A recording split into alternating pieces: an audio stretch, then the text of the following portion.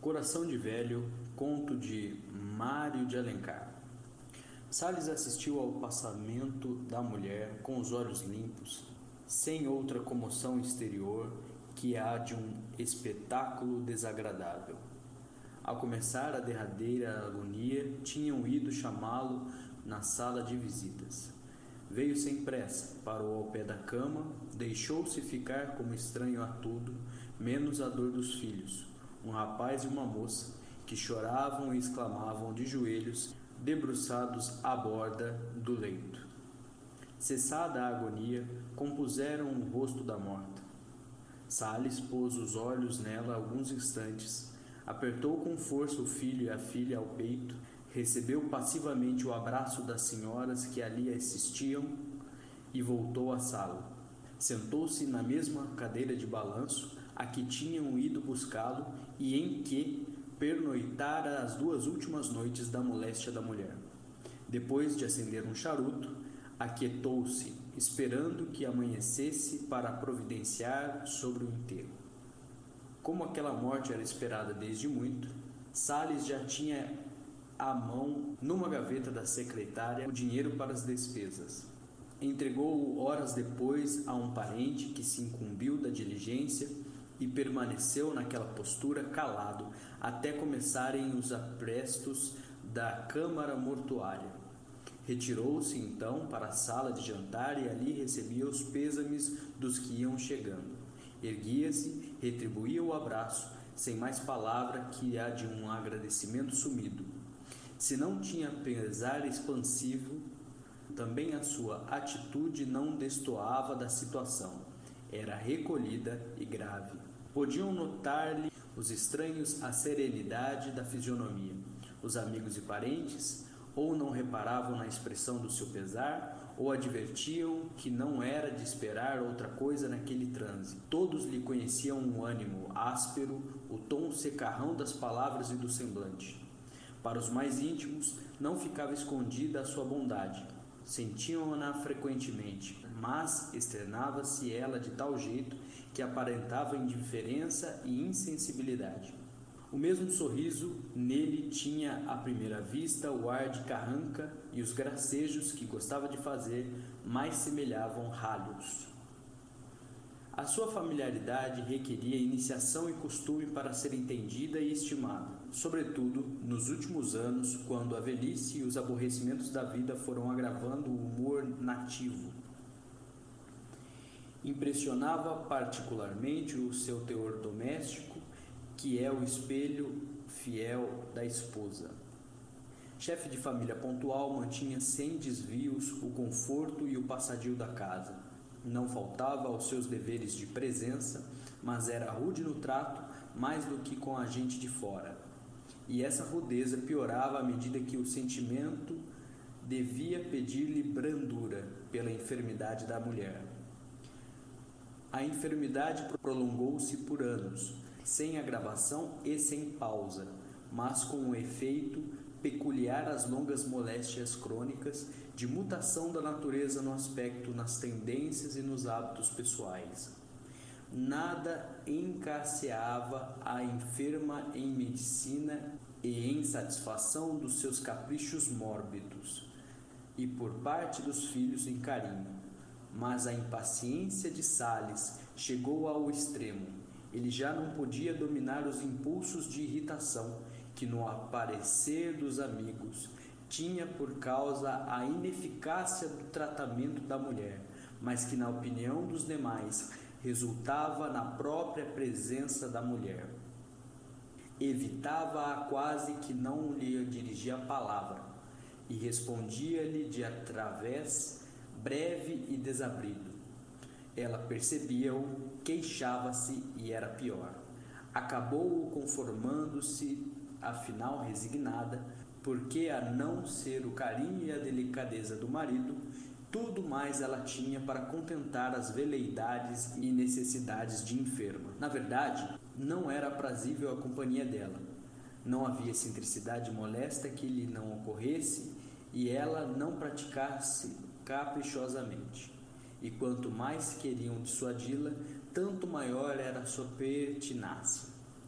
A seus cacoetes e caprichos obedeciam os filhos, penalizados pelo que lhes custavam impaciência ou aborrecimento, ou vexados quando assistiam estranhos, e nessas ocasiões procuravam atenuá-las com disfarce. Salles é que não disfarçava nunca o seu vexame. Se não estava em veia de indiferença, rompia em comentário rude e expressão oblíqua, ainda mais pejorativa, e com ela ou esta senhora, ditos em presença da mulher, expandia mais desdém do que um desaforo direto. Durou anos essa situação, e assim, ao agravar-se desenganadamente a doença, a expectativa de todos era o alívio que traria aquela morte, para a enferma e para o marido.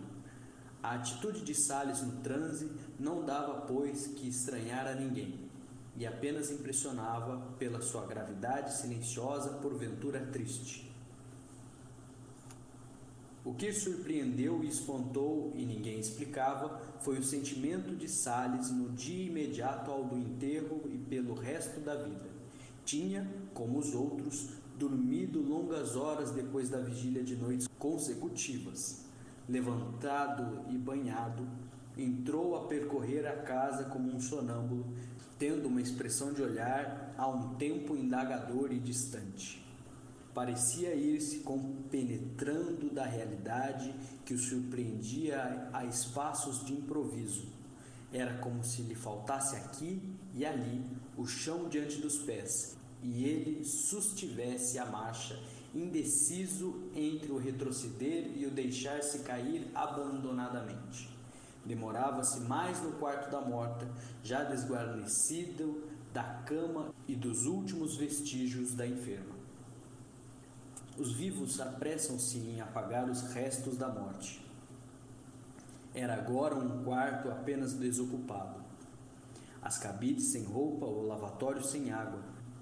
Nenhum já dos muitos frascos de remédio, e sobre a cômoda e a mesa não mais aqueles objetos de uso cotidiano. Aparentemente tinha mudado tudo. Não se diria que na antevéspera ainda tivesse pousado ali o corpo dela, que ela houvesse ocupado tantos anos aquele aposento. Mas na parede, próximo à cabeceira da cama ausente, pendiam ainda alguns quadros, alguns de santos, os retratos dos filhos pequeninos e o do marido. Salles deteve-se a olhá-lo e a rever-se naquela figura antiga de moço. Depois de uma contemplação muito longa, em que o pensamento abstrato tinha a maior parte, sentou-se junto à mesa de escrivaninha, móvel de velho modelo e muito usado. Lembrou-lhe que fora um presente seu à mulher. Examinou-a lentamente, indo em espírito até a data, e ficou de olhos parados, a cabeça às mãos e os cotovelos sobre a mesa. Os filhos acharam-no ali em total absorção. Salles pediu as chaves das gavetas e começou, em companhia dos filhos, a pesquisar os objetos. Em contraste com eles que choravam, Salles conservava no semblante o ar de abstração. Os objetos eram, entre coisas de pouco preço guardadas por amor do hábito, joias ou pequenas lembranças, cartas, retratos de família, alguns de daguerreótipo. Entre estes, um da morta, que representava a moça e recém-casada. Salles alvoroçou-se com o achado e, indiferente aos outros objetos e papéis que os filhos iam revolvendo das gavetas, conservava o retrato nas mãos e fitava-o numa concentração profunda. Em torno dele tinha-se desvanecido a atualidade. Não via os filhos, parecia não ter consciência da sua própria condição presente. O espírito remontava um passado de 40 anos e recapitulava os meses e os dias e impressões e imagens apagadas, desfeitas no decurso do tempo. As que tinham prevalecido nos anos recentes apagavam-se agora, moléstias, vexames, incompatibilidade de gostos, irritações, a mesma figura da enferma, nada lhe ficava mais na retina e na lembrança, reocupadas totalmente por aquele daguerreótipo, em que os seus olhos pareciam espelhar-se e configurar a vida. Achou assim e recompôs a sua verdadeira realidade, da qual os últimos anos, como um parênteses inoportuno, eram de súbito riscados. Houve um momento em que Salles já não pôde conter a emoção e chorou num pranto convulso, estertorado, exclamativo, em que se desatava com ímpeto um sentimento represo e acumulado. Os filhos olhavam-no surpreendidos daquele choro tardio, e não entendiam a diversidade das impressões, porque a imagem do daguerreótipo, posto que da mãe, era de um tempo anterior ao sentimento deles. A imagem que amavam e choravam era outra, a da mãe doente, a qual não se gravava em fotografia, mas lhes perdurava na memória. Daí o desencontro das mágoas e o espanto deles, sem lágrimas, ante as lágrimas do pai. Era o mesmo objeto do sentimento, mas lembrado e visto em fases diferentes, por olhos diversos. Outra diferença é que na dor dos filhos não havia travo de arrependimento que a agravasse.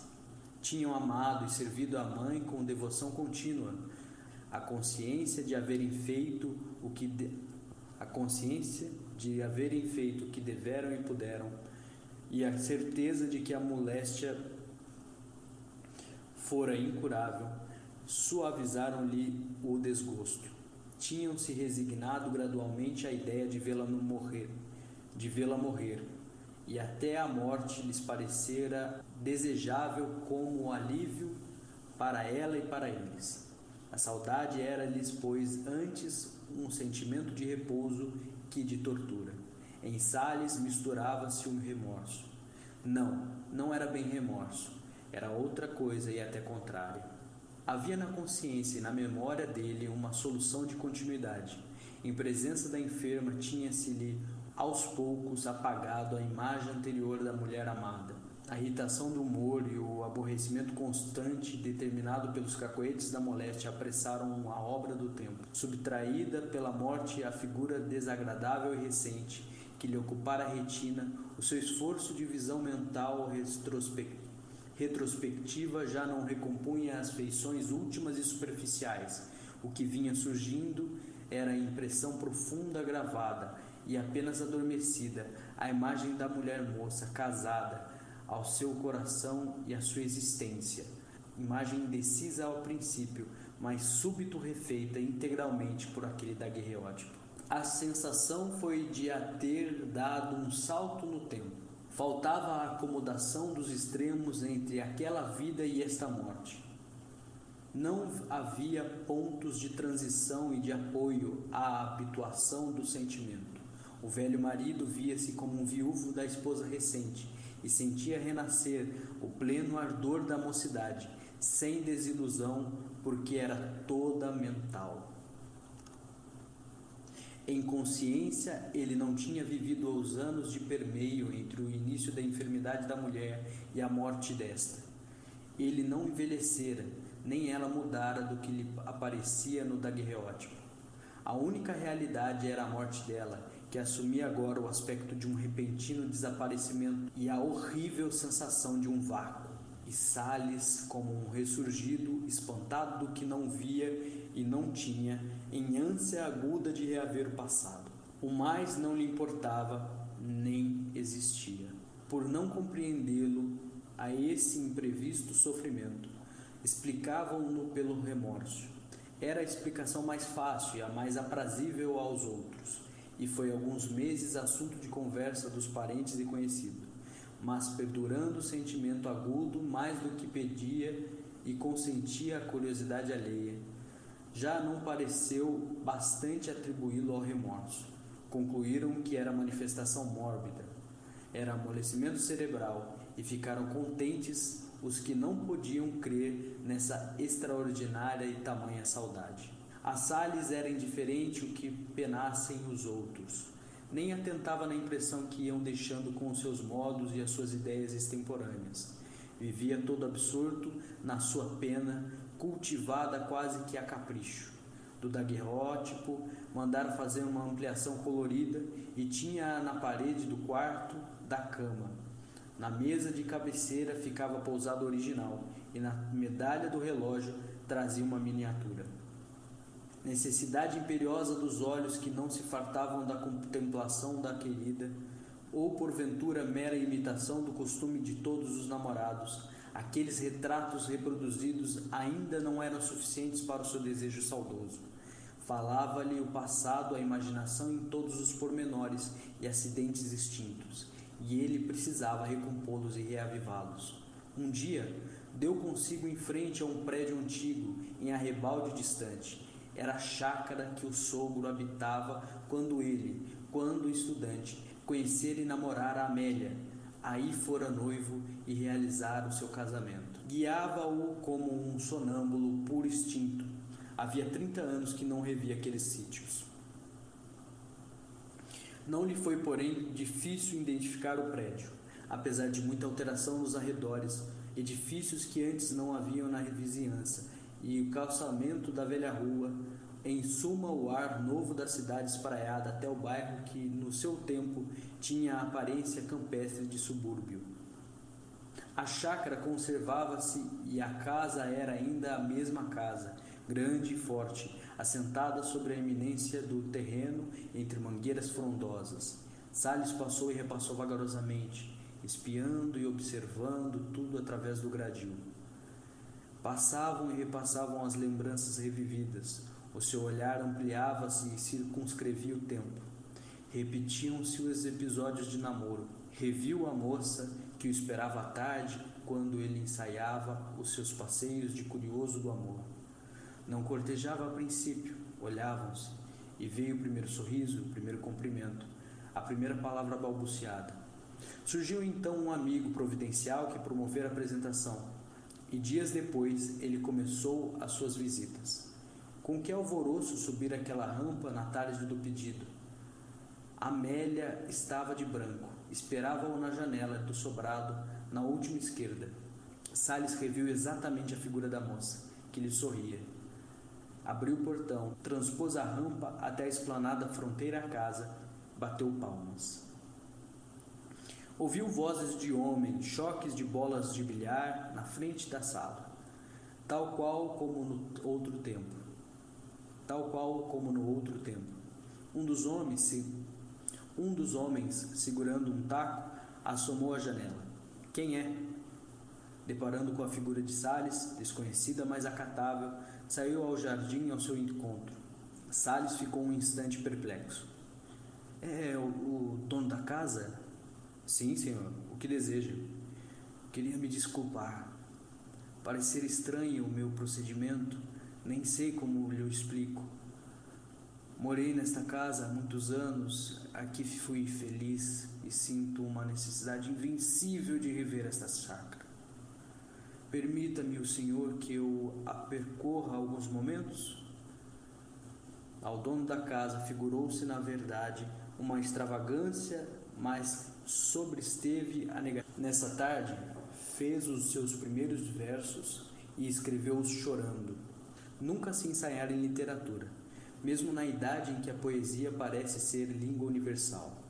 Salles ignorava as regras e os segredos da técnica, mas o sentimento supriu a ciência, o coração dava ritmo e excessos e deficiências da métrica ficariam desapercebidos e não seriam maiores que as costumadas liberdades dos poetas.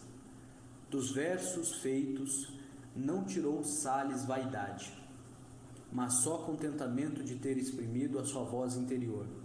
Era a oração escrita do seu culto, e só por isso gostou de mostrá-los a um amigo ou outro, que ele supunha amigo. Correu a novidade transmitida em malícia crescente, e não houve mais dúvida sobre o estado mental do viúvo. Nos poucos anos que viveu, a dor moral que o levantava em si mesmo diminuía-o no conceito dos outros.